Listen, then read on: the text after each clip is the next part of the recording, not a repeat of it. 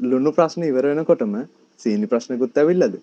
දේශීය සීනි කර්මාන්තයේ නගා සිටවන්න ආපු පුනරුද ආණ්ඩුව වේදිකාවල කිව්වේ නම් මෙන්න මේ විදියට. පොඩ්ඩක් අහලා බලන්නකෝ අනුර කුමාර දිසානග මහත්තයා කිව්වේ කොහොමද කියලා. සීනි සමාගමේ ණය ප්‍රමාණය දසලක්ෂ 3946. කෝටි 394ක ණයක් තියෙනවා. ඒක උක් හැදුවට ෆැක්ටරිය දුවට ෆැක්ටරිය කඩාවටලා තියෙන්නේ. ඒ නිසා සිද්ධ වෙලා තියෙන දේ තමයි බැංකු වලට පොලිය ගෙවන්න ගියුවාම ගත්තු ණය වලට පොලිය ගෙවන්න ගිහුවාම අපේ සීනි කිලෝ එකක නිෂ්පාදන වියදම වැඩි වෙනවා. අපිට පිටරටින් සීනි ගේන්න පුළුවන් 190ට ලංකාවේ හදනකොට 250යි.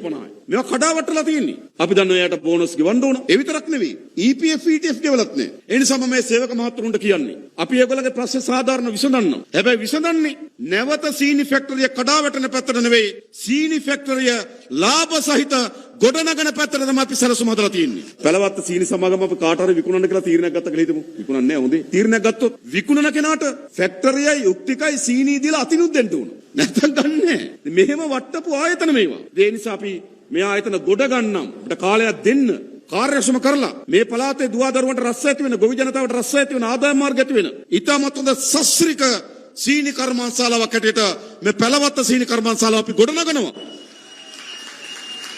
තෝරකම් වංචා දූෂණ මේවට හේතු වෙලා තිනවා. අපි සැලසුම හදලා තියෙන ෆැක්ටරිය හදලා ගොවි ජනතාවටත් වැඩ කරන සේවකයන්ටත් හොඳම ප්‍රතිලාභ ලබා දෙන විදිහට මේ පළවත්ත සීනි කර්මාන්තශාලාව අපි ගොඩනගනවා. ඒ පිළිබඳ අපිට යම් කාලයක් අවශ්‍යයි.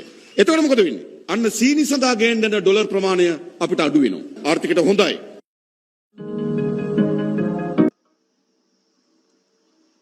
එදා එහෙම කිව්වට ඇත්තටම අද මොකද්ද වෙලා තියෙන්නේ? රටේ සීනි කර්මාන්තයත් බිඳ වැටෙන්න යන්නේ. රටට ඩොලර් ගේන සම්පතක් විදියට මේවා භාවිතා කරනවා කියලා කිව්වේ. රටේ ඩොලර් ඉතුරු කරගන්න පුළුවන් අපේ සීනි කර්මාන්තේ නගා සිටවලා. ඒත් අද මොකද්ද වෙලා තියෙන්නේ මේ? පුනරුද යුගයක් ඇති කරන්නේ මෙහෙම ජනාධිපතිතුමනි.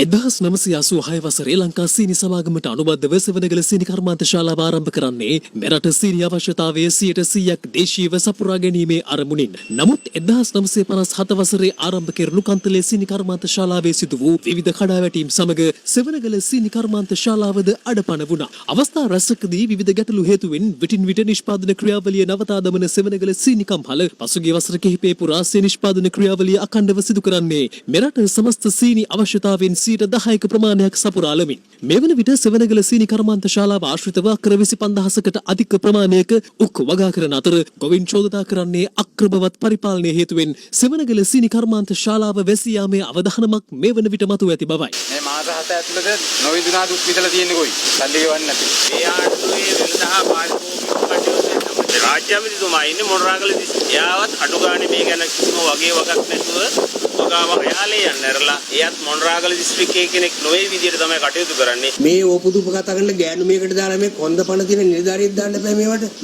මේ ආණ්ඩුව මොනවා කරනවද කියලා දන්නේ නැහැ. ගෑනු දාලා මේව කරන්න බෑ. හොඳ නිලධාරියෙක් දාන්න මේ. සෙවණගල සීනි කර්මාන්ත ශාලාවෙන් සීනි නිෂ්පාදනය කිරීම සඳහා උක් ලබා නොගන්නා බවත් ඒ හේතුවෙන් ඇතැම් ස්ථානවල උක් අස්වනු ගොඩ ගසා ඇති බවත් ගොවින් පවසනවා.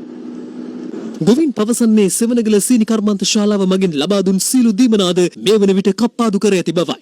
සෙවණගල සීනි සමාගම අද මේ වෙනකොට වැහිගෙන යන තත්ත්වයට පත් වෙලා තියෙනවා. ආයතනයේට පත් කරලා තියෙන ප්‍රධාන මෙහෙයුම් නිලධාරියා CEO චාමන් කියන තුන් දෙනාට මේ ආයතනය ගැන කිසිම දැක්මක් වැඩපිළිවෙලක් නැති කමින් තමයි මේ ආයතනය අද මේ තත්ත්වයට වැටලා තියෙන්නේ කියලා අපිට පේනවා. එතකොට ගොවි හැටියට අද ගොවින්ට අන්ත දුක්ඛිත තත්ත්වයට පත් වෙලා තියෙනවා. හදිසියක් වුණාම ගොවින්ගේ මරණයක් වුණාම ගෙව්ව මුදල නැති වෙලා තියෙනවා. ගොවින්ගේ පේමන්ට් එක නැති වෙලා තියෙනවා. ගොවින්ට අවසාන ගෙවීම් පත්‍රිකාව නැති වෙලා තියෙනවා. ගොවින්ගේ සියලුම සුබ සාධන කටයුතු මේ වෙනකොට අත්හිටවල තියෙනවා. මේගොල්ලෝ බලාපොරොත්තු වෙන උද්ඝෝෂණයක් කළා මේ ආයතනේ අපිලව්ව වහගන්න.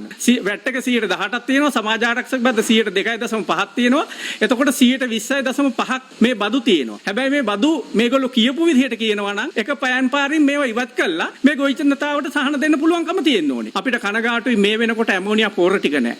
එදා 1100ට වික්ක ස්පීඩ් අද රුපියල් 500ට 600ට විකුණනවා. අද සීනි 175ට 190ට විකුණනවා. මේ ආයතනයේ පාලනය කරන ඇමතිතුමා සුනිල් හඳුන්නෙත් ඇමතිතුමා මේ ළඟදි දහසක් මම දැක්ක ප්‍රවෘත්ති වලට කියනවා මේ වෙළඳ කලාපේ ගාමන්ට් ෆැක්ටරියක් වෙයිලා ඒක මේ චූටි දෙයක් පොඩි සුළු දෙයක් ඒක එච්චර ගණන් ගන්න දෙයක් නෑ වගේ කියලා මහා උද්දච්ච කතාවක් කිව්වා. හැබැයි ඇමතිතුමෝ ඒක පොඩි වෙන්න පුළුවන් මේ ආයතනේ වැහුනොත් එමනම් ලක්ෂ ගාණක් මිනිස්සුන්ට ඉන්න හිටි දැන් නැති වෙනවා. මේ පැල්ලත්ත සහ සෙවණගල මේ ආයතන දෙක වැහුනොත් ඇමතිතුමා චූටි වෙන්නේ නෑ වැඩේ ටිකක් ලොකු වෙයි. මොකද හේතුව ලක්ෂ 2ක 3ක විතර ජීවත් වීමයි අයිති නැති වෙනවා. මේ ඇමතිතුමා කිව්වා දේශපාලන වේදිකාවේ කන්තලේ සීනි සමාගම පටන් ගත්තාම මුළු ලංකාවට වැදින සීනි හදලා ආසියාවටත් විකුණන්න පුළුවන් සීනි ආසියාව. එච්චර ලොකු දේවල් කරන්න එපා මෙතුමා. මොකද තාම ලදරු ඉන්නේ ආණ්ඩුව. මේ පොඩි දේ මං කරන්න කියලා කියන්නේ. මේ ආයතන පත් කළා සභාපති කෙනෙක් මාස 7ට එයා ගියා. දැන් පත් කළා තියෙනවා මේ කාන්තාව දෙන්නේ. මම හිතන හැටියට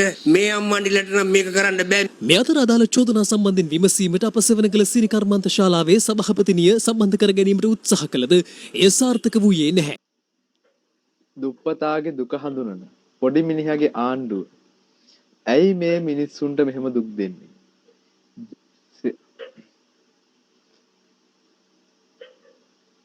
රටේ දේශීය කර්මාන්ත නගා සිටවලා මිනිස්සුන්ට සෙත කරන්න නේද මේ පුනරුද යුගය ඇති කරන්න මේ ආණ්ඩුව ආවේ.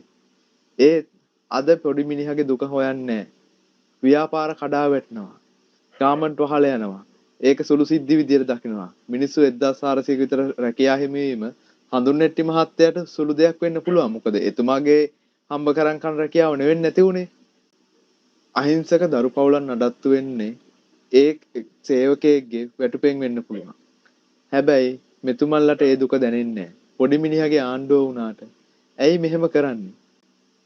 ඒ වගේම ජනාධිපතිතුමා චන්දර කලින් නම් කිව්වේ පිට රටින් දේවල් ගෙන්නන්නේ සීනි හාල් ලුණු ඒ වගේ දේවල් රටින් ගෙන්නන්නේ දේශපාලනඥයන්ට කොමිස් ගහන්න කියලා. ඒක එතුමා මෙන්න මේ විදිහට තමයි කිව්වේ. මොනවද නොගෙනන්නේ? ලුණු ගේනවා. හාල් ගේනවා. බිත්තරයක් ගේනකොට කොමිස් එක රුපියල් 8යි. බිත්තර කෝටියක් ගෙනපම කෝටි 8යි. ඉතින් ඒගොල්ලෝ කැමති හදන්න නෙමෙයි ගේන්න. හරිද? එතකොට තමයි ඒගොල්ලන්ට ගාණ ඉන්නේ. ඒ වගේම දේශපාලන වේදිකාවේ මෙන්න මේ වගේ පොරොන්දු තමයි මිනිස්සුන්ට දුන්නේ. අහලා බලන්නකෝ මේ ටිකත්. අපි ආවට පස්සේ තීන්දුවක් ගන්නවා. අපිට පැල්ලත්ත සම්බන්ධයෙන් ගන්න තිබ්බ තීන්දුව තුනයි. එක තමයි පැල්ලත්ත ප්‍රයිවට් විකුණන්න ඕන. පෞද්ගලික ආයතනයකට විකුණන්න ඕන.